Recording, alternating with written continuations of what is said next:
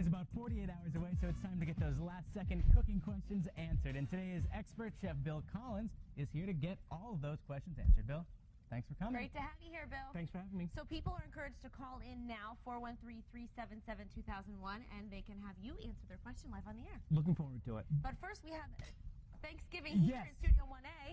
A turkey already cooked? Yep, we've already roasted up the turkey, so I know it's 48 hours early, but we're ready to go. Exactly. It doesn't really matter how early it is. I just want to eat some turkey. Yeah, we can do that. Now, you're going to go over some of the basic steps of preparing the turkey, roasting it, getting it ready for Thanksgiving. Yes, so I am. What did you do to get it to this point? First thing we did was we roasted the turkey, and we did it unstuffed. Just for television, but you can stuff it, unstuff, whatever's easier for you. Unstuffed is a bit faster, stuffed obviously a little slower, and the flavor's going to be a little different in the stuffing itself. Okay. Now you took the bag that's inside the turkey out, obviously. Yep, that's important. Those are called the giblets. You want to take those out early. A lot of times they hide them actually not in the cavity here, but on the other side. So you want to, some people might put their hand in and say, oh, don't find them in there. They're usually on a turkey on the other side, so be careful. Check. Make sure you really inspect. Exactly, and then you can use those after. Oh, well, so take us through the process. We get our frozen turkey. Yes. How long does it take to thaw it out normally? You want to have it in your fridge for, I'm going to say, 3+ days. Okay. You don't want to leave it out on the counter because that's how you get bacteria and kill your guests. And don't want to do that, so have it, put it in your refrigerator, thaw it gently 4 days. Even if you go 5 days, it's still going to be good. You want to make sure it's thawed. But a lot of times when you get it's thawed out and you notice you put your hand in, it still feels like little bits of ice in there. Don't worry, it's probably thawed. And even if there's a little ice in there, you can still go ahead and roast it. Okay. And now what's the rule for roasting the turkey? Like how many minutes per pound? The general rule of thumb is about 15 minutes per pound at 325 degrees. And most things go at 350, 375. It's a big bird, so you want the slightly cooler temperature so it won't burn on the top. And another rule of thumb is there isn't a rule. Sometimes it goes a lot longer, sometimes a lot shorter, so check the temperature and also see how it's doing. One other thing is you want to baste either with a spoon or a baster. And another thing is if it gets to be too brown on top, just put a little aluminum foil tent over the top and then continue roasting. Now, when you say baste, you get the liquid from the bottom. Do you just pour it on top, or do you want to get it into a crevice? Pour it over more than just one time. You want to squeeze up the juices. I've already taken the juices out, and squeeze it around the crevices. Give it 3 or 4 or 5, whatever you feel right. But just kind of cover it with all of the juices, and you'll be fine. Okay, good to know. See, now we know exactly how to baste. Yeah. Okay, we have a question, a caller. Yes. Hi, are you there? Are you there? Hi. How are you? Hello. Good. How are you? Good. Who are we speaking with? My name is Teresa. Hi, Teresa. Hi, You have a question for Chef Bill? Yes, I do. I'm going to be making my stuffing. I make it with the meat, the meat and bread stuffing, and I usually stuff the bird with it. But I'm wondering, is it better to not stuff it and cook it separately, and maybe take some of the juices from it and pour it over the stuffing and bake that in the oven, or cook it inside the bird? It's entirely your choice. In other words, neither decision is wrong. If you do it in the bird, it's going to have a slightly different flavor because you're going to have the turkey juices and the flavoring from the turkey in it. So that's going to be very flavorful. And also, if you have a little left over that doesn't all go into the bird, you don't want to cram it all into the turkey. You want to have it loosely packed in there. So what you want to do is if you do it in there, if there's leftover, you can bake it separately. If you do bake it separately, it'll still be really terrific. Oh, that's great. And as far as brining the turkey, I was thinking of doing that. Do you feel that's a good idea? That would make it more tender, or just baking it in the oven and with oil on the skin, Oh, absolutely, yes.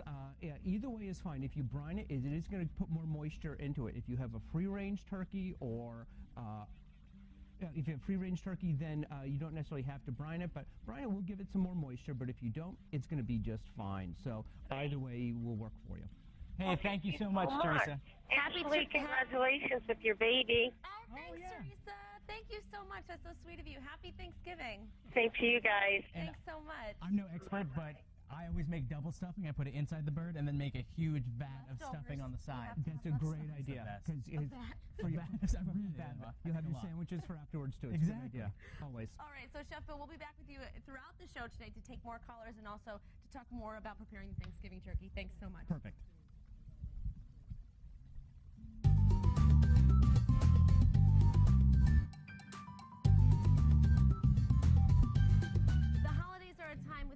Joys and traditions, but also can be full of stressors and unrealistic expectations. Here to help us cope is clinical psychologist Dr. Tim Hope. It's great to have you here, Dr. Hope. Good morning. Thanks so much for joining us. Now, this is something that many people stress out about the holiday season. It really should be a time full of joy and happiness, but it brings about a lot of different emotions. It does. The holidays are filled with a lot of expectations, a lot of our history, our wishes to make things different for this time, for our families, our wishes to have things, our traditions and our values be kept the same and have those carry forward. And, unfortunately, reality often comes clashing with our expectations, and that can lead to increased stress. And stress is sometimes it seems really unavoidable, but it can really have some negative consequences on our health. It can. Stress is normal. Stress is expectable. And if we have too much stress or if we're not coping with stress very well, it can really have some negative consequences on our health. We can have difficulty with sleeping, our appetite can change, our metabolism can change, and then we're more at risk for those illnesses. I know you have children, and so do I, and they bring all kinds of colds and all things come home to them from them to us. And so when we're stressed, we're more at risk for those kinds of illnesses. Right. And I mean, the holidays are supposed to be full of cheer and happiness. So there is a way to make sure that you are celebrating with family and not dreading it. So you have a great way to remind people how to keep their head in the game and to prevent stress. Yeah, Dr. Serini Malay came up with this acronym called RELAX. And so it has 5 steps. Relax starts with R. Remember what the holidays are really about.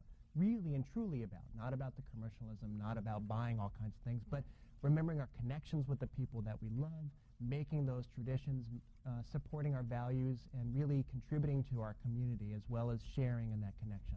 Right.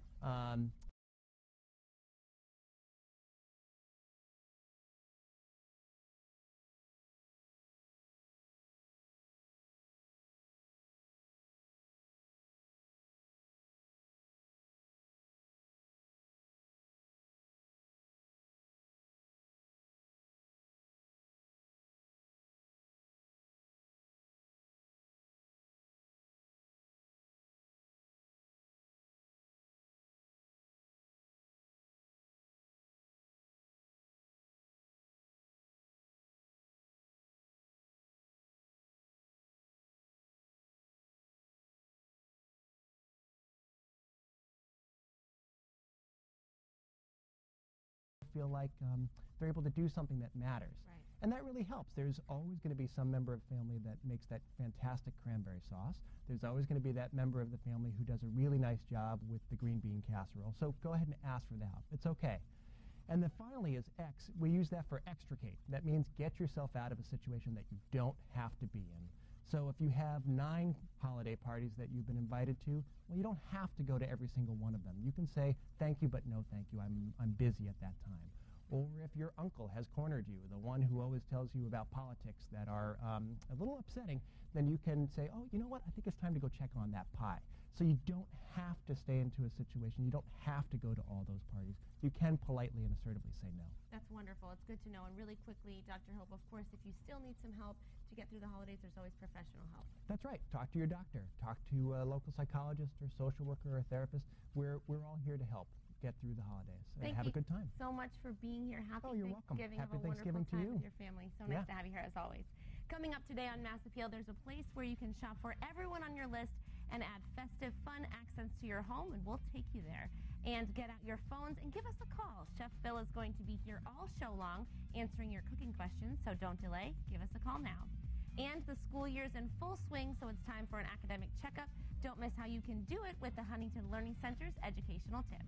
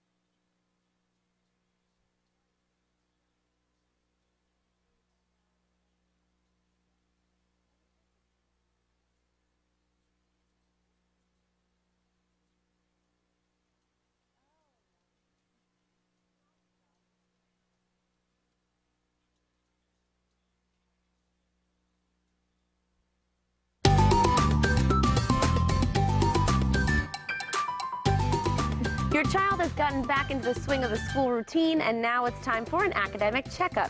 Here to give parents several tips to assess their child's first semester report card is Deborah Ally, Executive Director at Huntington Learning Center. It's always nice to have you here, Deb. Always nice to be here, Ashley. So this is kind of a nerve-wracking thing for parents. Kids are a little scared about that first report card, unless, of course, they're, getting straight A's.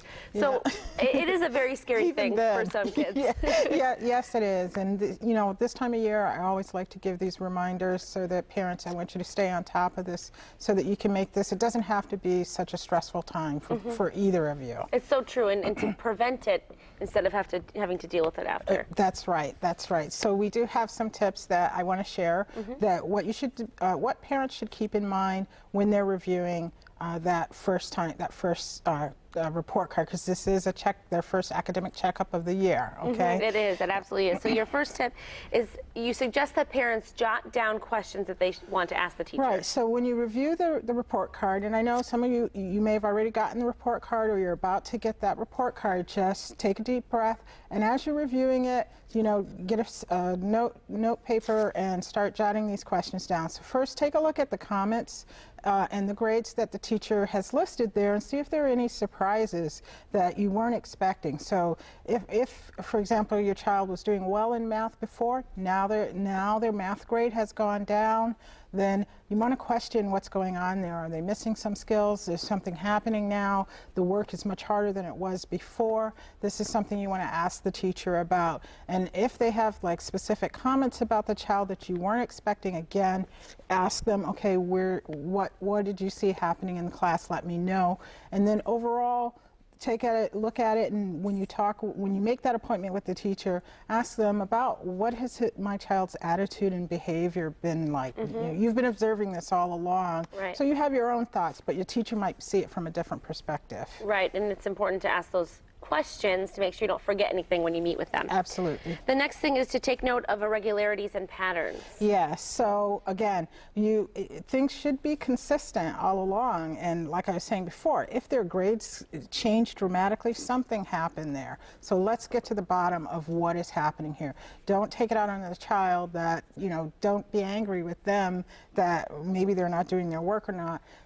Again, get that full picture back from the teacher of what went wrong. Yes, absolutely. And then parents can work on it at home. Yes, yeah. And also parents should be paying attention to their child's study skills as well. Yes, absolutely. So here, now you can get an idea. So let's say the teacher one of their comments might be that homework's not being turned in. They will tell you how many homeworks there were and how many they actually got. So is the child having trouble turning that homework in? Why are they having that trouble? Are they having issues with their time management or their organizational skills? So this is something, again, you want to talk to the teacher about, and you'll eventually want to talk to your child about and see, do I need to give them some help in their study skills in general? Right, and of course you should always just go to the source, talk to your child. Yep. And that bottom line. So after, you've thought about it a while, so make sure, because I know sometimes when parents come to us a lot, they got that report card and they're upset about it.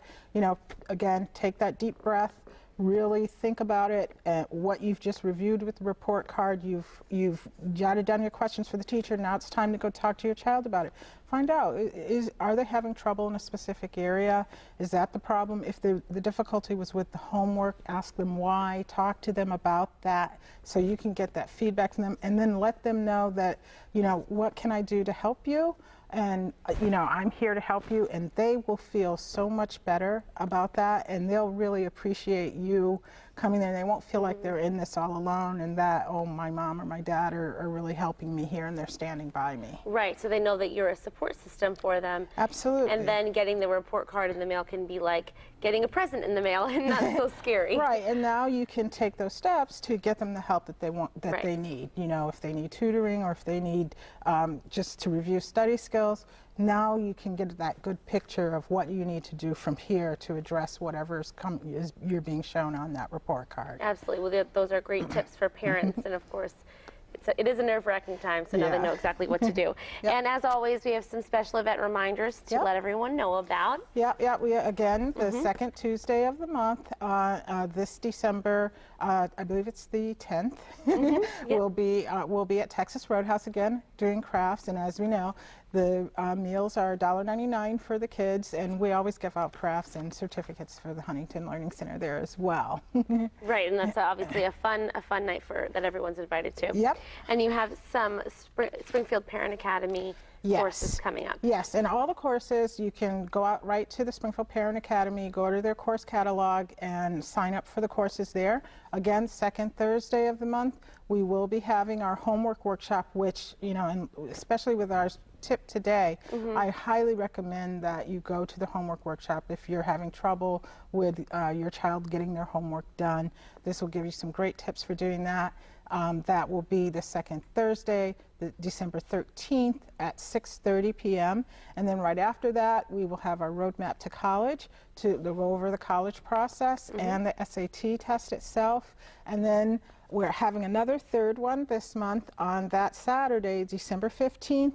We'll have how to complete the college application. I highly recommend this. Is an excellent one, again, for juniors and seniors, and you're not sure, and parents as well, how do I complete that application? What are the steps, and what are they going to be looking for, and what do I need to make sure I'm including on that? These are great workshops that you offer, Deb, and you're a great resource for parents, as always. Yeah, so it's definitely our pleasure. Thank you so much for being here to let us know about it, and of course to share some great tips as well. Okay. It's always nice to have you.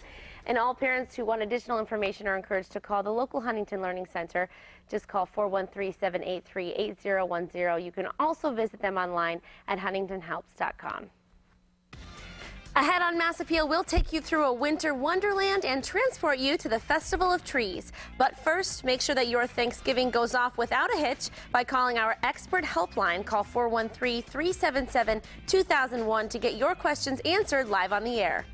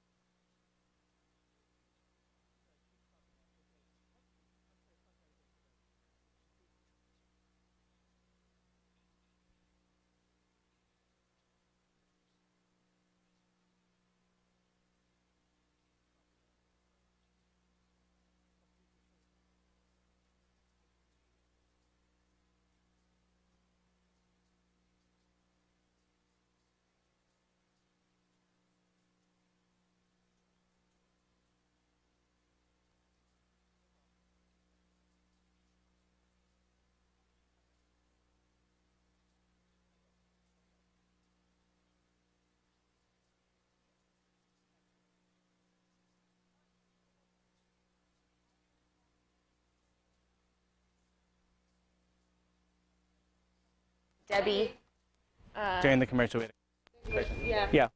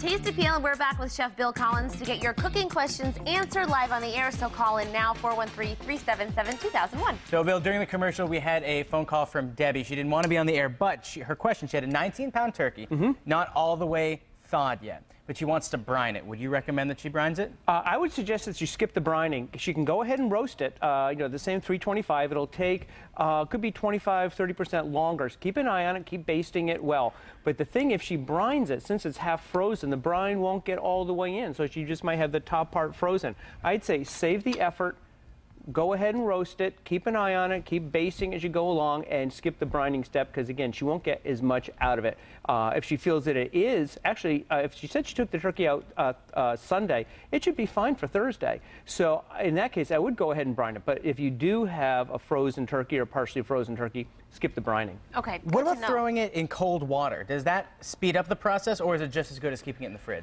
I would keep it in the fridge, because if you throw it in cold water, which works just fine, you have to keep changing the water, because if you've got an ice block of turkey, it's going to keep lowering the temperature. Right. So I think it's going to be so much effort. It's going to be so much effort to do it. I would just skip it. Okay. And in terms of how many days you want to take the turkey out, I would go, 3 or 4 beforehand, even if you go 5 or 6, because if it's going to be thawing, it'll be in there for a few more days. It's not, bad at all to give it those extra few days. All right. Getting some good tips here, Chef Bill. Oh, yeah. So now we're going to move on to the gravy. Yes. Right? Well, what we've got going on here with the gravy is we deglazing the pan. Now, when we did the turkey here in the studio, we actually tried one of those roasting bags just to see how it would work. Came out beautifully, but not as many pan drippings. And so the pan drippings, which most people have with it, are what give you a lot more flavor in the stock. So what you want to do is heat up your pan. You see it's already starting to get a little bit warm there. Bubbly, yeah. And then take some of your turkey stock, and you're going to get a big sizzle in a moment. Ooh. And that's how you get, it's called deglazing, and that's how you get all the bits off the bottom of the pan. Okay, so you're scraping off the bottom what normally people don't like, what gets stuck on there. Exactly, and so that's a lot of flavor. That's really the foundation of sauces and gravies all around. See, all this brown stuff, that's just going to be more flavor going into your gravy. Gotcha. So this way, we've now got this all taken out of the pan. So now we're going to, this is still warm enough. Be careful if it's too hot. You want to do holding towels, but this is going to be warm enough. I'm just going to reach across this way and pour that in. So now we've got all of that flavor, and that's going to be going into the gravy. So now I'm just going to put this over here, put it out of harm's way. Easier to clean too, right? It's so much, exactly. Believe it or not, that's a great way to clean. You're absolutely right, Ashley. So I'm just going to move this over to this one, turn that burner off. Now, what we have here is these are the rest of the drippings that came from the pan. So that's what you were using to baste with earlier? Exactly. Okay. And the thing is, a lot of times you want to let it rest for a bit, because there might be a lot of fat in it, and you just pour it off. This way, there's just a little bit of fat there, no problem. And this is also going to give you a ton of flavor. So now we're going to just bring that to a simmer, and that is going to be the foundation of your gravy. Now, Bill, if you don't mind me interrupting you for a second, you said pour off the fat. Yes. I can't do that for some reason. My fat always goes in there no matter how many times I try to skim it. Well, here's what's going to happen. A lot of times there's a lot more. It's easy. You just take a spoon and kind of just hold it down to the top like that, and the fat will just kind of ease in there. Sometimes you get a little bit of stock, but that'll be the majority of the fat, and you can just pour it into just a waiting cup. Now, they also have pitchers just for fat. They have like a little separate funnel coming up from the bottom. That's because the bottom part pours out first and the fat will lower. And so there are these different ways of doing it.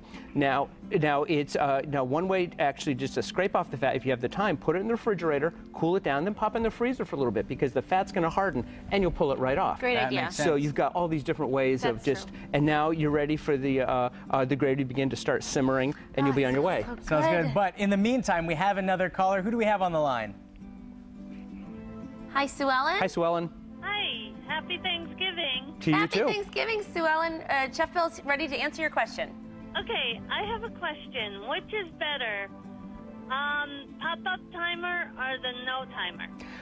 I'm not a fan of the pop-up timers. My experience has been, and talking to other people, is that by the time it pops up, the white meat on top is a little bit dry. So what I suggest is take it out, even before you begin roasting, take it out and check the temperature. And the way you check the temperature, and I forgot to put my thermometer in my pocket, is right between say this is the thermometer, right between the thigh and the breast, and you want that to come out at about 165, 170 degrees when you take it out of the oven. And so then what's going to happen is the temperature is still going to rise a bit as the turkey rests, because the turkey will be resting while you make your gravy before you carve it. So that'll bring you up to a safe temperature. And another way you can also check is if you stick a fork in right along there, if the juices come out clear, it's done.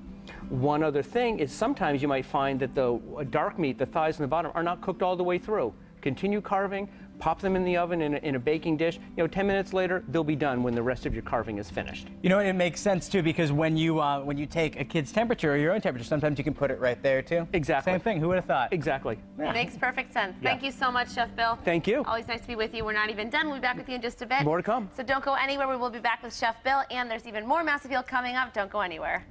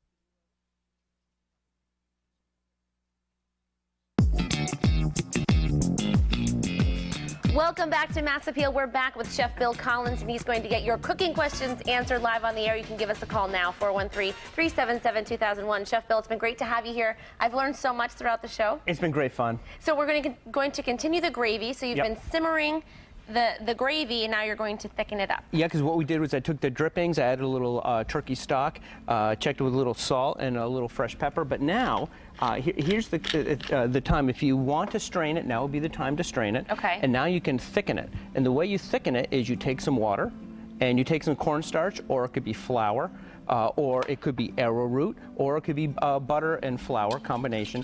And you want to whisk it together so it's nice and no lumps in there. Okay. And then you slowly whisk it in. And it's going to, once it comes back up to a simmer, thicken up. And the recipe will be on our website so people can make this exact. Absolutely. And try not to spill it on your stove, but you don't have to be a professional to do that. Well, you know, when it comes to Thanksgiving, I'm sure that it's impossible to not make a mess in your kitchen, you know? Absolutely. So. Can you make, I mean, maybe would it be diluted? Can you make extra gravy with what you have from the drippings? Is there a way to? Absolutely, because you can, because we didn't even use all of the drippings, so you're probably going to have almost a quart of drippings. Wow. And then, because you put some water in the pan when you started to roast the turkey, and you've been basting it, so you can have the drippings and turkey stock, which you can just make by water and throwing in the giblets from the bag inside, so you have this turkey flavored stock. If you don't do that, buy turkey stock or buy chicken stock, and you're still going to increase the flavor. So you're going to have over a quart. You might even have up to 2 quarts, which is a lot lot, almost a lot of gravy. It's a lot of gravy for those hot turkey sandwiches you'll be eating all week. Yeah, well, that's true. It's always good to have leftovers, especially around Thanksgiving. Exactly. Absolutely. Okay, so we have our turkey sitting here now. Yes. Carving, you wanted to talk about knives because I'm sure people wonder the best knife to use to carve your turkey. Everybody has a personal preference. Believe it or not, I don't like to use the 10-inch chef's knife for the turkey, which I use for just about everything else. I like to use the utility knife. For me, it's just a little bit easier, but it's whatever your personal preference is. Some people like to use even a slicing knife. Those might be almost a little bit cumbersome because they're extra large. Exactly. So what I like to do is I like to start with the legs, almost like a reverse jigsaw puzzle. And so what you do is you carve around this way, and rather than just hack away, you might do a straight cut in there because there's a joint in there that you want to find. And I'm doing it this way because I'm not usually left-handed, but come around this way, and then you can see right there. Oh, yeah. It just breaks apart right like that. So then you just cut right down, and you're going to cut right through the turkey. And that's if someone just wants to take the whole drumstick, they can just... Exactly, yep, and there you've got that. And if you can hand me that platter, Ashley. Sure, I'd love to. Thank you. We'll put our turkey right on there. Perfect, I'm going to put the gravy boat there. And I'm going to come around to this side. And then you just do the other... Exactly, and almost in parallel, see? And it comes right off right there. Oh, it just falls right... It falls right off the bone. And also, we've had the question before about, can you do the turkey overnight? And the short answer is no, I would not do that. Because some people say, or gee, my grandmother used to do it overnight. And that's just too long in the oven at too low of a temperature, and it exposes it to dangerous bacteria. So I would not suggest doing it overnight. Okay. And see how it just pops out right there? And again, just like the drumstick, there's a joint right there. For the wing. And you put it right on your platter. Put it right in your platter. Now, a lot of people like to have the wings broken up. Some like to have them together. It's really what your personal preference is. Okay. See, and that, you know, and that's easy just to break it up that way. And so you can just cut it up that way. And now, the thigh. And that's right down here. And I'm going to do this side. It's right down here. And again, just start cutting along. Oh, I know. I noticed you have an onion in there. You didn't stuff your turkey, but you had an onion. For this kind, if you're not going to stuff the turkey, I like to put some other flavors in there. Okay. It could be onion, sometimes it's lemon, and it just works out real well.